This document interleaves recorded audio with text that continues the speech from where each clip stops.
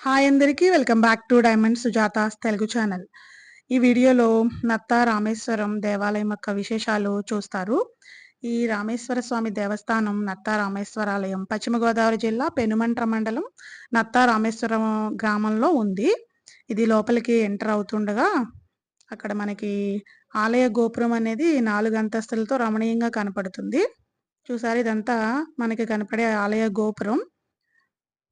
ఈ నత్త రామేశ్వరం అనే గ్రామం తణుకు పట్టణం నుండి 14 కిలోమీటర్ దూరంలో ఉంది. తాడేపల్లిగూడెం నుండి 28 కిలోమీటర్లు, అత్తిలి నుండి 6 కిలోమీటర్లు, మార్టేరు నుండి 15 కిలోమీటర్ల దూరంలో ఈ క్షేత్రం ఉంది.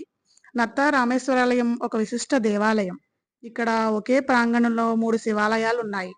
ఈ ఆలయ విశిష్టత మార్కండేయ పురాణంలోను, వాయు పురాణంలోనూ ఉంది. 7 కోట్ల మంది మునులు, దేవశూలతో కలిసి శివలింగాన్ని స్థాపించినందున దీనికి సప్తకోటీశ్వర లింగము అని పేరు. ఈ లింగం ఏడాదిలో 11 నెలలు పూర్తిగా నీటిలో మునిగి ఉండడం ఒక ప్రత్యేకత అయితే, ఈ స్వామి పశ్చిమాభిముఖంగా ఉండడం మరో ప్రత్యేకత.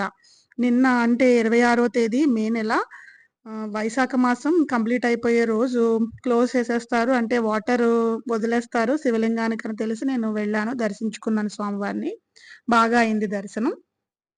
ఇది చూసారా ఎంటర్ అవుతుంటే భృంగి అని ఇట్లా ద్వారపాలకుల్లాగా విగ్రహాలున్నాయి. శృంగి, భృంగి. శివునికి ఇష్టమైన వైశాఖ మాసంలో మాత్రం ఆలయంలో నీటిని పూర్తిగా తోడి శివలింగానికి పూజలు, అభిషేకాలు చేస్తారు. ఇది లోపలికి ఎంటర్ అవుతుంటే దేవుళ్ళ పెయింటింగ్ వేసి ఉంది. మనకి ఎంటర్ అవ్వంగానే ఫస్ట్ విఘ్నేశ్వర స్వామి వారి దర్శనమిస్తారు. ఈ నెలలో మాత్రమే అంటే వైశాఖ నెలలో మాత్రమే ఈ శివ దర్శనం ఉంటుంది. వాటర్ తీసేసి శివలింగ దర్శనం కల్పిస్తారు. ఓం విఘ్నేశ్వర స్వామియే నమః. ఈ నెలలో మాత్రమే మనకి శివలింగ దర్శనం ఉంటుంది కాబట్టి వైశాఖ నెలలో ప్రతి ఏడాదిలో వెళ్ళవచ్చు. ఇది అదే టెంపుల్ ప్రాంగణంలో మనకి ఇలా అద్దాలతో అంటే రూఫ్, ఫ్లోర్ 4 సైడ్స్ కూడా అద్దాలతో ఉంటుంది. ఇక్కడ స్వామివారి విగ్రహాలు పెట్టి ఉయ్యాల్లో పెట్టి ఉంచారు. బావుంది ఇది గూడా. ఇది కూడా టెంపుల్ ప్రాంగణంలోనే ఉన్న చిన్న టెంపులు.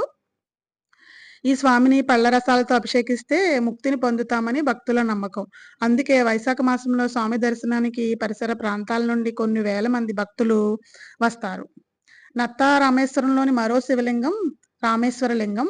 త్రేతాయుగంలో శ్రీరామచంద్రుడు సీతా సమేతుడై వచ్చి ఇక్కడ స్వామివారిని దర్శించుకుని నత్తగుల్లలు, ఇసుకతో శివలింగాన్ని తయారు చేసి ఈ ఆలయంలో ప్రతిష్ఠించాడని, అందుకే దీనికి నత్తా లింగేశ్వరుడని పేరు వచ్చిందని నమ్మకం. దీని పేరు మీదనే ఈ ఊరికి నత్తా రామేశ్వరం అన్న పేరు స్థిరపడిందని నమ్మకం. ఇట్లా అంటే ఒక 11 నెలలు ఇట్లా వాటర్‌లో ఉంటుంది శివలింగం. ఒక వైశాఖ మాసంలో అంటే మే నెలలో మాత్రమే, ఏప్రిల్ నుంచి మే నెలలో మాత్రమే వాటర్ తీసేస్తారు. అప్పుడు మనం లోపలికెళ్ళి గర్భాలయంలోకి శివ దర్శనం చేసుకోవచ్చు. ఈ స్వామిని దర్శించుకుంటే విజ్ఞానం కలుగుతుందని, అపమృత్యు భయం ఉండదని భక్తుల నమ్మకం. ఇదంతా గుడి ప్రాంగణంలో నిన్న నేను షూట్ చేసిన వ్యూస్ ఇవన్నీ. గుడి వెనకాల నుంచి మనం ప్రదక్షిణ చేస్తా ఉంటాం గదా! అలా వెళ్తుంటే ఇక్కడ కాలభైరవ స్వామి టెంపుల్ గూడా ఉంటుంది. తర్వాత శివలింగాన్ని దర్శనం చేసుకొని అట్లానే రామేశ్వర స్వామిని గూడా రామేశ్వర స్వామి టెంపుల్‌లో పార్వతీదేవి అమ్మవారిని దర్శించుకొని, సుబ్రహ్మణ్యేశ్వర స్వామి దర్శించుకున్నాక ఆంజనేయ స్వామిని దర్శించుకొని, అట్లానే అద్దాల మందిరంలో స్వామివారిని దర్శించుకొని, బ్యాక్ బ్రిడ్జ్ వెనకాల గూడా ఒక శివాలయం ఉంటుంది. ఆ శివుడిని గూడా దర్శించుకున్నాక ఇవన్నీ నిన్న తీసిన వీడియో బిట్లనమాట. కాశీ క్షేత్రంలో లాగా ఈ క్షేత్రానికి మహా శ్మశానం కూడా ఉన్నది. క్షేత్రపాలకుడు అయిన కాలభైరవ స్వామి ఆలయం ఇక్కడ ఉంది. నత్తా రామేశ్వర లింగేశ్వర ఆలయానికి నైరుతి దిక్కున కొన్ని వందల సంవత్సరాల వయసు గల అశ్వత్థ వృక్షం గూడా ఉంది. పెద్ద వృక్షం గూడా ఈ ఆలయంలో ఉంది మనకి. దాని వయసు కూడా చాలా ఎక్కువ అంట. ఈ చెట్టుకి ప్రదక్షిణలు చేస్తే సంతానం కలుగుతుందని భక్తులు విశ్వసిస్తారు. నత్తా రామేశ్వర మూర్తి చిన్న పరిమాణంతో గ్రామకంఠాన కనిపించే మూర్తిని పోలి ఉంటుంది. ఇది చూసారా లోపలికి గర్భగుడిలోకి వాటర్ తీసేసాక నిన్న లాస్ట్ డే. సో, నేను దర్శించుకున్నాను ఈ లింగాన్ని. ఇదంతా వాటర్ తీసేసాక మనకి టెంపుల్ కనబడుతుంది నిన్న. ఈ రోజు నుంచి వాటర్ వదిలేస్తామని చెప్పారు. ఇదంతా వాటర్ నిండిపోయి 11 నెలలు ఉంటుంది. ఓన్లీ ఒక నెల మాత్రమే వాటర్ తీసేస్తారంట. ఇది డౌన్‌కుంది ఇట్లా లోపలికి. నత్త రామేశ్వరమూర్తి చిన్న పరిమాణంలో గ్రామకంఠాన కనిపించే మూర్తిని పోలి ఉంటుంది. ఇక్కడ ఉన్న గోస్తని నదిలో 11 నెలలు నీరు ఉంటుంది. ఈ నదిలో ఉన్న రామేశ్వరుడిని పరశురామేశ్వరుడు అంటారు. ఈ ఆలయ రాజగోపురం 4 అంతస్తులతో రమణీయంగా ఉంటుంది. కళ్యాణ మండపంలో రాతి స్తంభాల పైన ఉన్న శిల్పకళ నాటి శిల్పుల నైపుణ్యానికి నిదర్శనంగా నిలుస్తుంది. ఇది రామేశ్వర స్వామిని అంటే లోపల నత్తలు ఇసుకతో చేసిన శివలింగ దర్శనము, అట్లానే పార్వతీ అమ్మవారి దర్శనము ఈ విధంగా వెళ్తే లోపల జరుగుతుంది. నేను గర్భాలయంలో షూట్ చేయొద్దన్నారని చేయలేదు. లోపల దర్శించుకుని బయటకొచ్చేసాను. అక్కడే ఇక్కడ పంతులు గారు పూజలవి చేపిస్తున్నారు. నిన్న మంచిది అని చెప్పి అందరికి మంత్రాలు చదువుతూ. ఈ క్షేత్రంలో మహాశివరాత్రికి ఉత్సవాలు అంగరంగ వైభవంగా జరుగుతాయి. ఇది చూసారా? శ్రీరాములు వారు సీతా సమేతంగా గోస్తని నది తీరంలో నత్తలు ఇసుకతో చేసిన శివలింగాన్ని ప్రతిష్ఠించగా మిగిలిన శేషభాగం ఇక్కడ అందరూ చూడడానికి ఇక్కడ పెట్టారు. అద్దాలు పెట్టి బాక్స్‌లో. ఇట్లా స్వామివారిని, అమ్మవారిని మనకి ఎదురుగుండా పార్వతీ అమ్మవారు కనిపిస్తారు. బయటకొచ్చాక ఎదురుగుండా ఆంజనేయ స్వామి వారిని కూడా దర్శించుకున్నాను. ఇది ఆంజనేయ స్వామి వారి గుడి. తర్వాత కాలభైరవ స్వామి మళ్ళీ వెనక్కి అటు సైడ్ వెళ్ళి దర్శించుకున్నాను. కాలభైరవ స్వామి వారు లోపల. మళ్ళీ ఇక్కడ నుంచి మనకి వ్యూ కనబడుతుంది చూసారా? కింద వాటర్‌లో ఉండే శివలింగ దర్శనానికి లైన్‌లో ఎట్లా వెళ్తున్నారో భక్తులు. బాగుంది కదా ఇదంతా. ఇది గుడి బ్యాక్ సైడ్ వ్యూ. శ్రీ కాళహస్తీశ్వరుడు. ఇది గుడి అంటే మనకి లోపల శివలింగాన్ని వాటర్ తీసేసాక శివలింగం దర్శనం ఉంటుంది కదా, దాని ఫ్రంట్ వ్యూ ఇదంతా. ఆ గుడి ఫ్రంట్ వ్యూ. నందీశ్వరుడు, మనకి శివుడు కూడా కనపడుతున్నాడు. ఇక్కడ జమ్మి చెట్టు, అట్లానే ఇంకా ఇంకో చెట్టు కూడా ఉంది. అట్లా నక్షత్రం బట్టి 2 చెట్లు చూసాను నేను ఇక్కడ.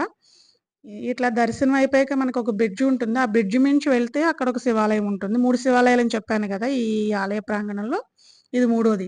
ఇక్కడ చిన్న నది మీద అంటే చిన్న కెనాల్ లాగా ఉంది. దాని మీద బ్రిడ్జ్ కట్టారు. ఆ బ్రిడ్జ్ మించి అవతల సైడ్కి వెళ్తే అక్కడ ఒక శివాలయం ఉంది. ఆ శివుడిని కూడా దర్శించుకున్నాం. ఈ క్షేత్రంలో సుబ్రహ్మణ్యేశ్వర స్వామి ఆలయం, ఆంజనేయ స్వామి ఆలయం, పార్వతీదేవి ఆలయం, కాలభైరవ స్వామి ఆలయం కూడా ఉన్నాయి. ఈ మొత్తం పంతులు గారిని అడిగాను. 8 మంది దేవతామూర్తులతో కూడిన ప్రాంగణం అని చెప్పారు. 3 దేవతామూర్తులు శివాలయాలు, శివలింగాలతో కూడిన శివాలయం, అట్లానే మిగతా దేవతామూర్తులు అని చెప్పారు. మొత్తం 8 దేవాలయాలు అన్నారు. ఇక్కడ హైలైట్ ఏంటంటే అద్దాలతో 4 వైపులా ఫ్లోర్ అంటే 6 సైడ్ వాల్స్ అద్దాలతో ఉన్న మందిరం కూడా ఇక్కడ హైలైట్. బాగుంది. దాంట్లోకి వెళ్ళి అది కూడా దర్శించుకోవచ్చు. ఇదంతా ఇక్కడ బ్రిడ్జ్ దాటాక శివాలయం దగ్గర నుంచి షూట్ చేసిన వ్యూ. చూసారా? శివుడు అటు పశ్చిమాభిముఖంగా ఉందంతా. మనం ఆ ఆర్చ్ నుంచి వచ్చాం కదా లోపలికి. ఈ శివుడు కూడా పశ్చిమాభిముఖంగానే ఉన్నారు. ఈ శివలింగం కూడా. ఇదంతా బ్యాక్ వ్యూ. ఇది 1 ఇయర్‌కి ఒకసారి వాటర్ తీసేస్తారంట. అది ఒక మంతే దర్శించుకోవచ్చు అంట ఇట్లా. నిన్న లాస్ట్ డే అని చెప్పి నేను వెళ్ళి దర్శించుకున్నాను. జరిగింది దర్శనం. ఇదంతా గుడి లోపల ఉన్న ద్వాదశ జ్యోతిర్లింగాలు. అద్దాల మందిరం అన్నాను కదా, శ్రీ వీరభద్ర కళామందిరం ఈ మందిరం పేరు.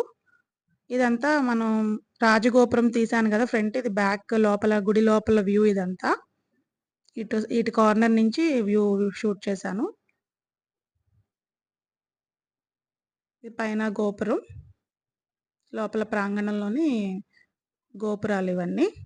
బాగుంది. పచ్చని కొబ్బరి చెట్ల మధ్యలో ప్రశాంతమైన వాతావరణంలో ఉంది టెంపుల్. మళ్ళీ వచ్చే ముందు విఘ్నేశ్వర స్వామి వారిని దర్శించుకుని గుడి బయటికి వచ్చేసాం అనమాట. వచ్చేటప్పుడు కూడా లోపల ఆలయ రాజగోపురానికి అటు ఇటు భృంగి విగ్రహాలు లోపల అటు సైడ్ కూడా ఉన్నాయి, అటు ఇటు కూడా ఉన్నాయి. ఇది వచ్చే దారి, బయటకు వచ్చే బ్యాక్ సైడ్ ఆర్చి. ఇది ఈ ఆలయం యొక్క విశేషాలు. మీరు కూడా ఎవరైనా వీలుంటే దర్శించుకోండి. అంటే అయిపోయింది, క్లోజ్ చేసేసారు. నెక్స్ట్ ఇయర్ ఇంకా మామూలుగా శివరాత్రికి అట్లా సోమవారం అది వెళ్ళి దర్శించుకోవచ్చు. ఇది ప్రసాదము, చక్కెర పొంగలి, పులిహోర. Thank you for watching. Please like, share and subscribe my channel.